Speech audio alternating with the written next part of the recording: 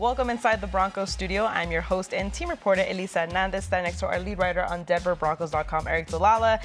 This practice was a little different. Day 6, the guys were not in pads, but more of a mental kind of step as they kind of get into the right mindset for things. Yesterday was very physical, and I think the guys really enjoyed that. And then today was a little more mellow, a little more chill, but competition was still there. Yeah, absolutely. I think that obviously the NFL mandates how many padded practices or fully padded practices you can have in a row. So not full pads today, but they were still out there getting after it. Sean Payton mentioned after practice, when you have, I don't want to say a day off, but when you're not in the full pads, it's got to be more instructional, situational. And I think we saw both those things on Thursday. Sean Payton mentioned that they spent 20, 30 minutes just working on specific cadences, whether that was third down cadences, down in the red zone.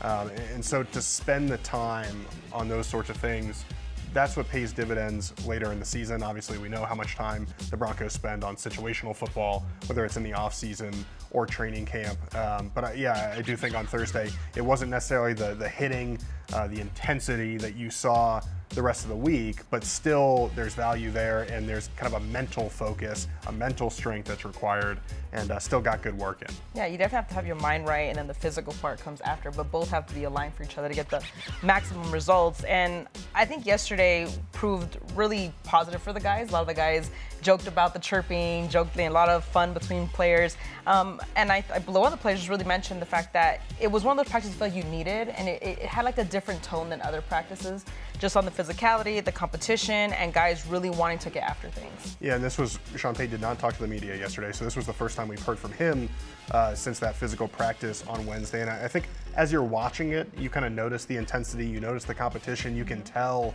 that it's a good practice. But Yeah. I don't think I realized internally quite how they viewed it until Sean Payton said today, like, hey, we got better yesterday, right? Yeah. And you don't hear a coach necessarily come off the field every single day and say, hey, we got better today, Yeah. and put it kind of that bluntly. And when you talk about, he mentioned, when you've got these goals, you can write them down and you can dream about them and you can think about them. You got to go out there and do something to get to them. And he mentioned that Wednesday's practice, as physical as it was, but without crossing the line, it helped them get closer to those goals. And he said that kind of the youth, but also the veteran leadership can be what separates them from some of these other teams. And I think you saw that on the field on Wednesday. And then to go one step further, we heard Adam Troutman, who was asked about, hey, do you see this as a Sean Payton type team?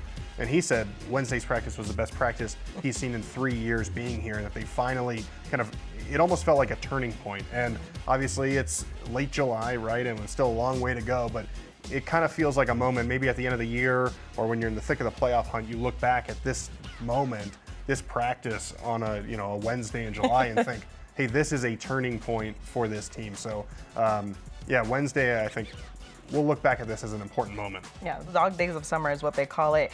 And DJ Jones even spoke on that. And he said, they asked him about the chirping and he's like, look, it's a brotherhood. We're always going to do that. It's part of the fun and it's part of us pushing each other. But we know at the end of the day that we're all in this together, have one goal to accomplish.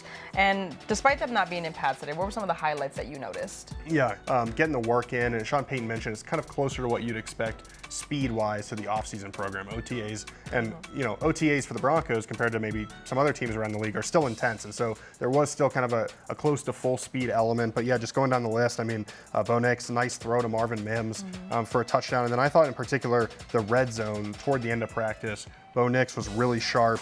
A couple key plays there, a touchdown to Cortland Sutton, and then a nice catch by RJ Harvey, who showed off his receiving ability earlier in the day in one-on-one drills. But a nice red zone session for the offense there. But again, a lot of it was kind of more of a mental focus, several periods where it wasn't full speed. So they're trying to make sure that, as you mentioned, the physical and the mental are on the same page there. But yeah, Bo Nix, I thought, especially at the end, pretty sharp. Yeah.